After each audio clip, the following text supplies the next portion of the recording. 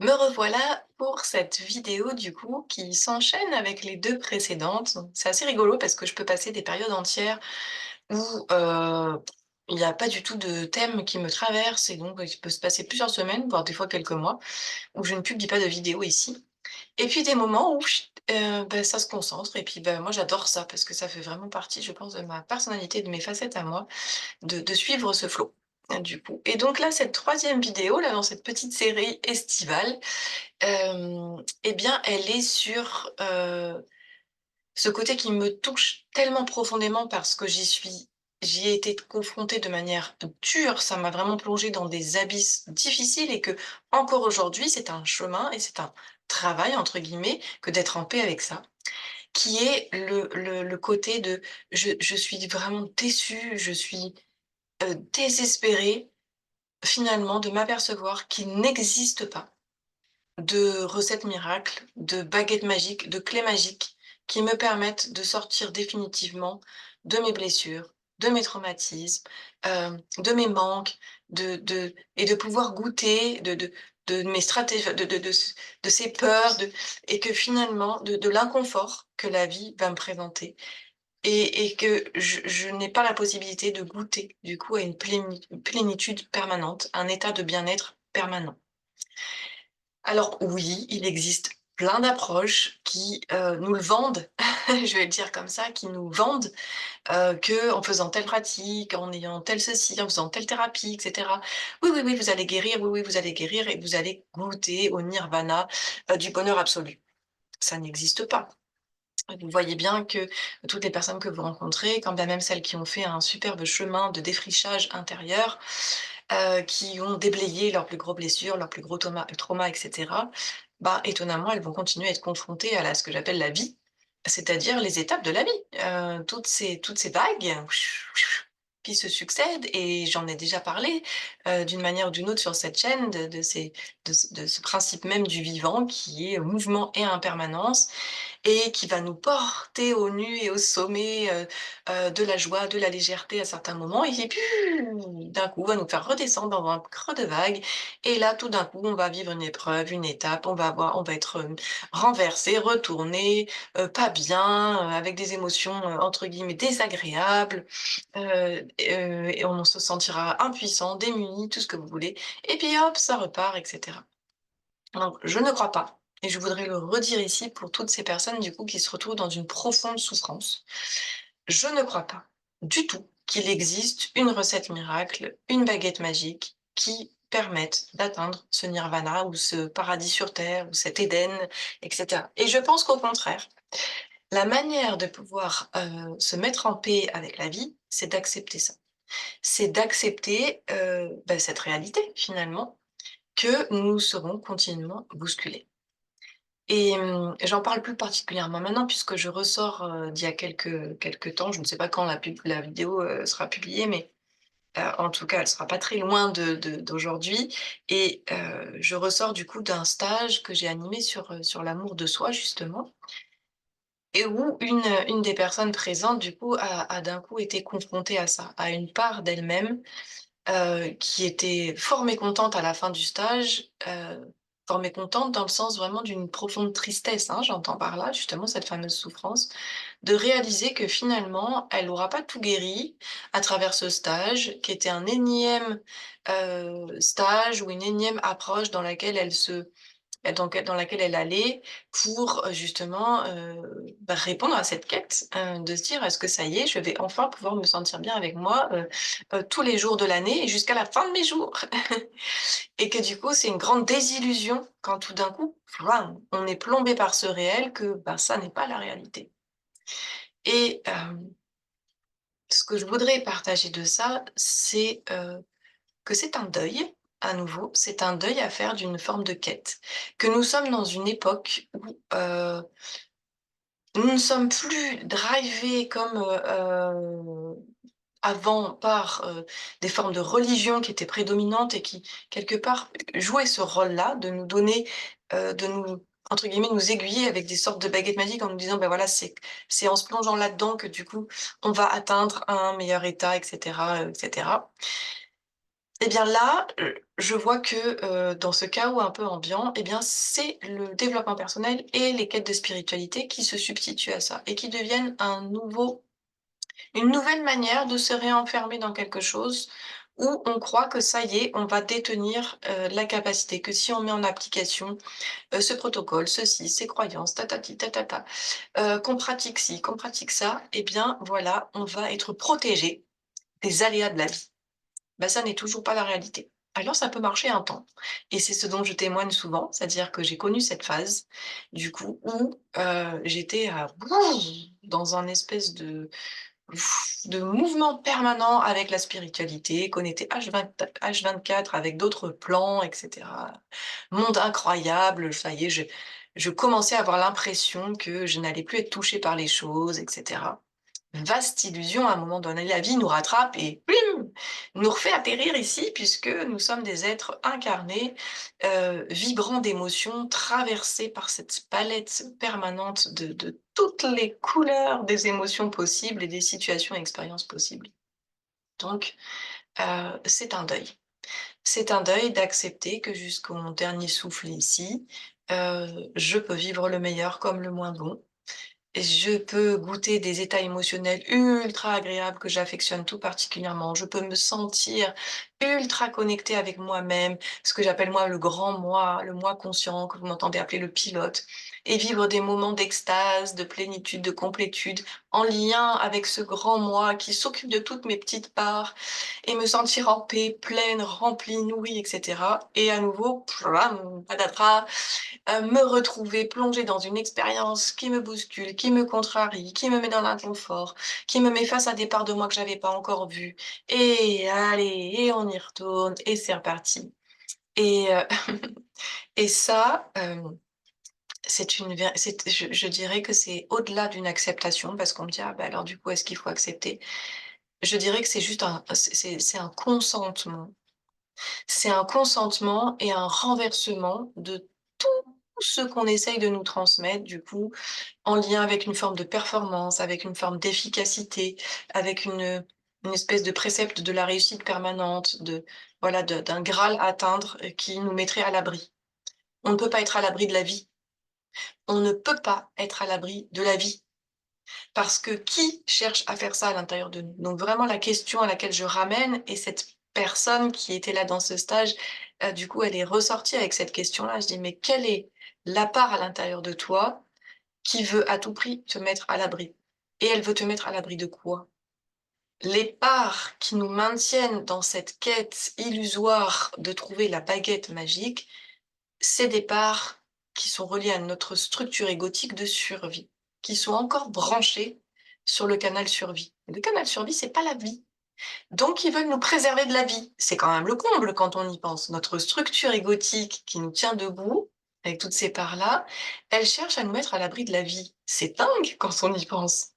Parce que c'est tout l'inverse. C'est comment je consens à être labouré par la vie dans la certitude que je vais traverser l'expérience. C'est ce qu'on peut d'une certaine manière appeler la foi. Encore une fois, en dehors de toute religion.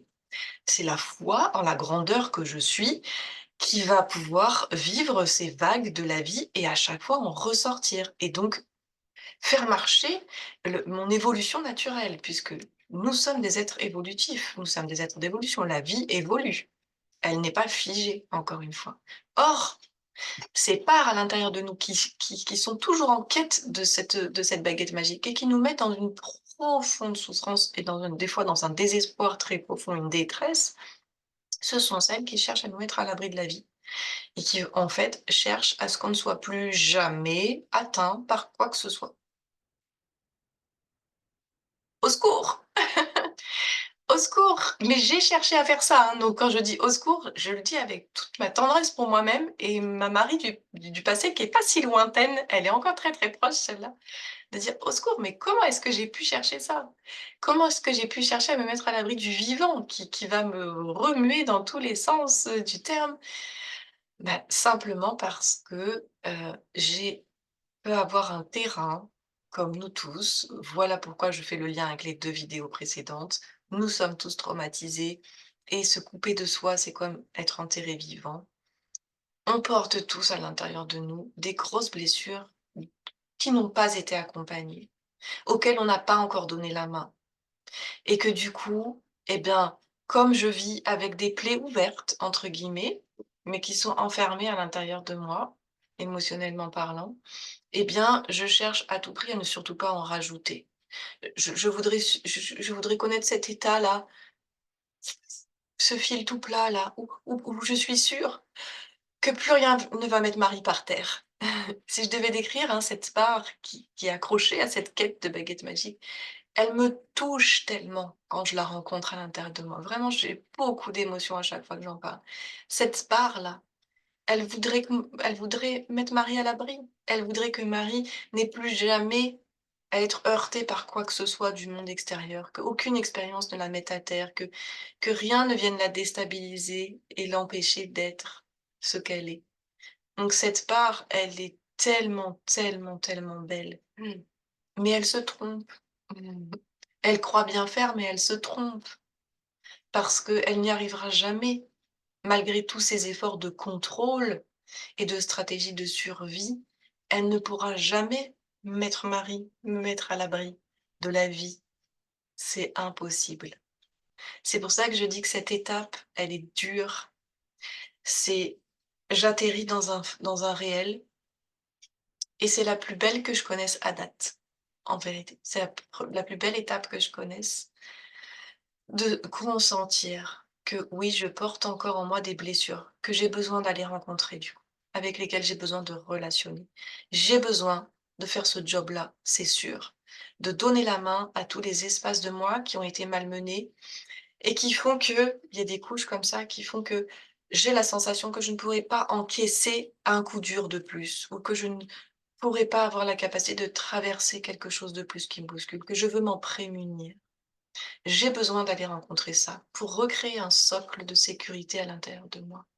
J'ai besoin d'avoir un minimum de sécurité pour consentir à la vie, pour m'abandonner du coup.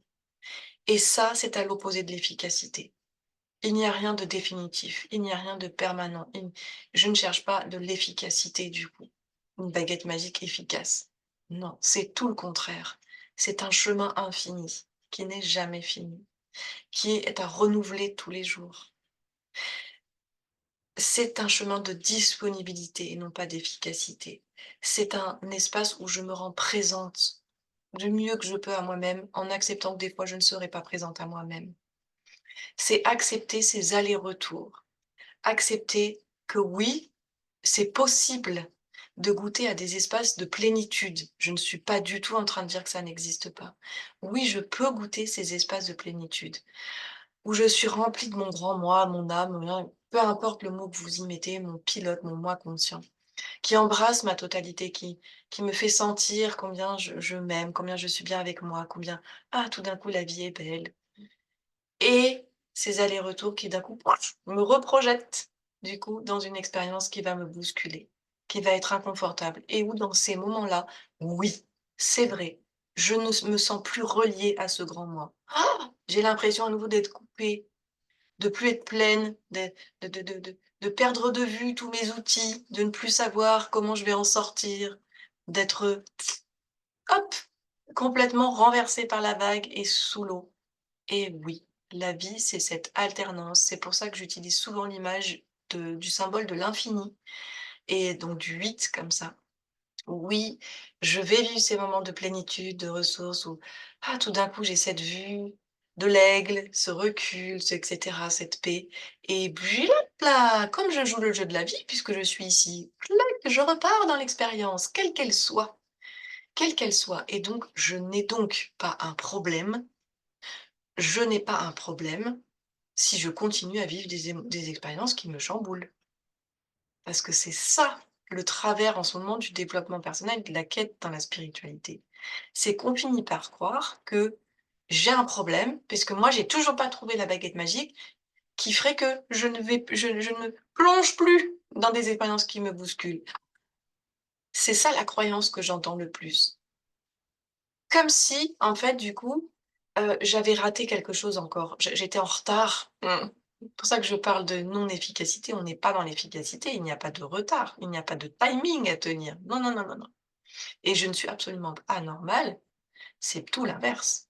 Je suis profondément quelqu'un d'humain à partir du moment où j'accepte cette danse du vivant. Ces moments de plénitude, de ressources, de connexion à mon être, à plus grand que moi, peu importe, je pousse pas le truc trop loin.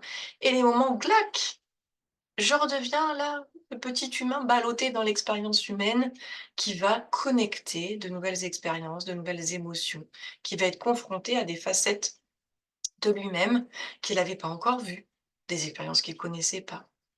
Et c'est de ces expériences que grandit la vie. Donc je ne peux pas me prémunir de ça. Me prémunir de ça, et ça vous m'avez déjà entendu le dire pour ceux qui m'écoutent depuis quelque temps, me prémunir de ça, c'est chercher encore une fois à ce qu'il ne se passe plus rien, à figer quelque chose. Et à nouveau, c'est ni la mort ni la naissance. C'est pire. C'est un état de non-vie. Mes structures égotiques de survie, naturellement, vont passer leur temps à chercher à me faire faire un électrocardiogramme plat ou un encéphalogramme plat. Mais si c'est plat, je suis plus là. Il y a plus de vie. Il n'y a plus de vie. Donc je donc imaginez le paradoxe, en fait, que nous sommes nombre d'entre nous vivons encore à vouloir chercher cette baguette qui nous ferait: «Plus rien ne me touche, tout va bien, je vis les choses merveilleusement bien, je suis dans un état de plénitude permanent» et cetera, et qui va me mettre dans un état de neutralité qui n'existe pas, qui n'est pas le réel de la vie ici. J'ai besoin d'accepter, de relâcher le contrôle, ce besoin de survie, pour laisser faire la vie, pour laisser faire la vie.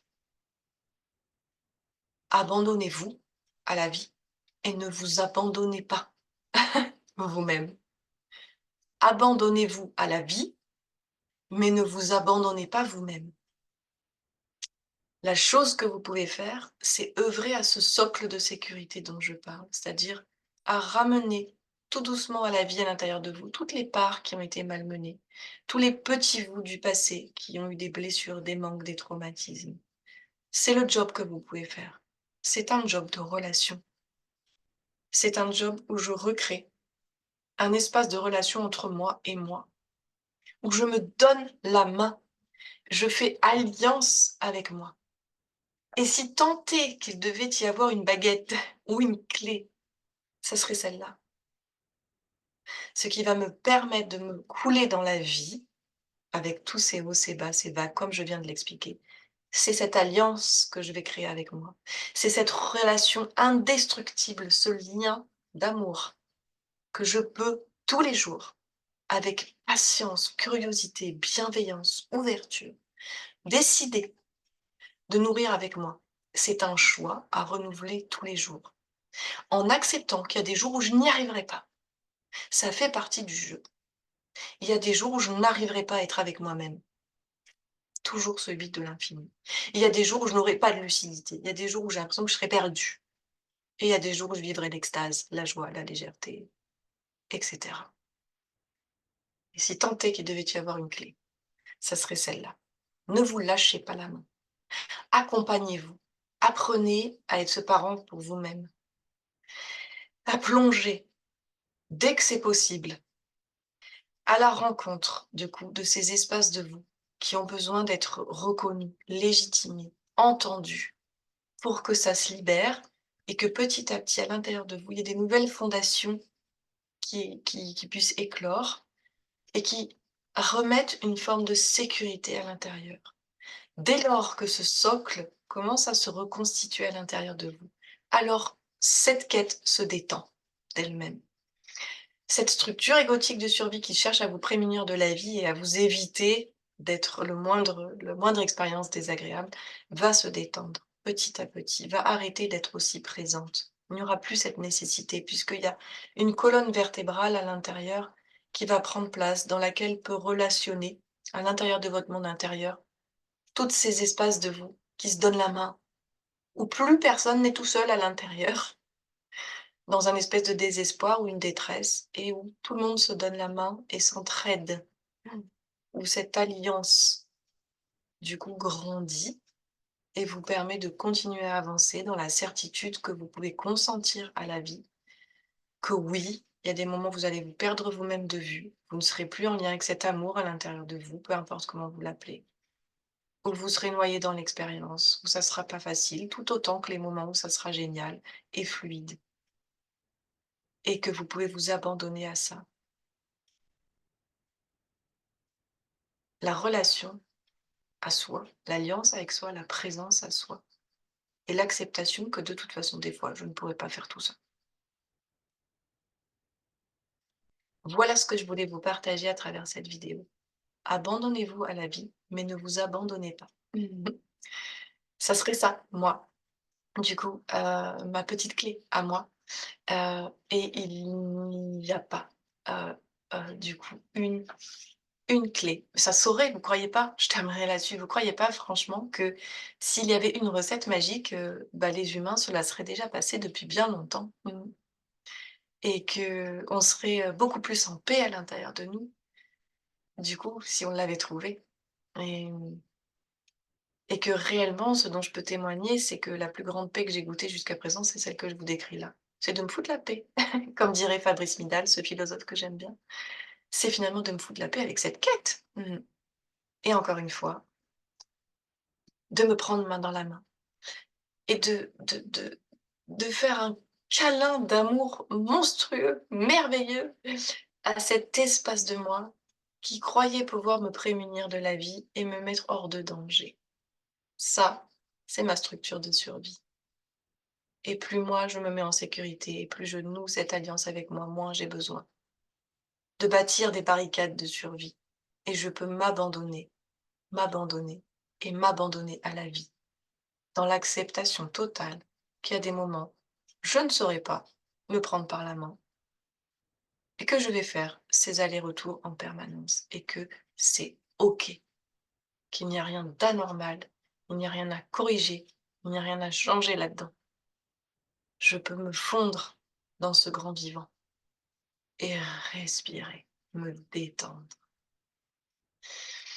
Voilà pour ce que je voulais vous partager. J'ai hâte à nouveau de pouvoir, ben, accueillir, recueillir les commentaires que ça suscitera, pour vous.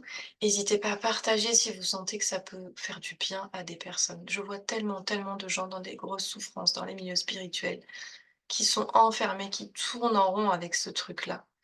Et mon plus grand souhait, c'est ça, c'est est-ce qu'on peut s'abandonner, du coup? Est-ce qu'on peut s'abandonner et se s'offrir le, hem, comment je pourrais le dire? L'amour. S'offrir cet amour-là. S'aimer jusque-là, jusque dans l'acceptation la plus totale que je peux être renversée demain. Mon monde intérieur peut être bousculé et avoir cette foi que je vais traverser et me relever et que je n'ai pas à chercher à éviter ça, que je peux aller dans la vie avec cette alliance. Je vous dis à très bientôt pour, une prochaine vidéo.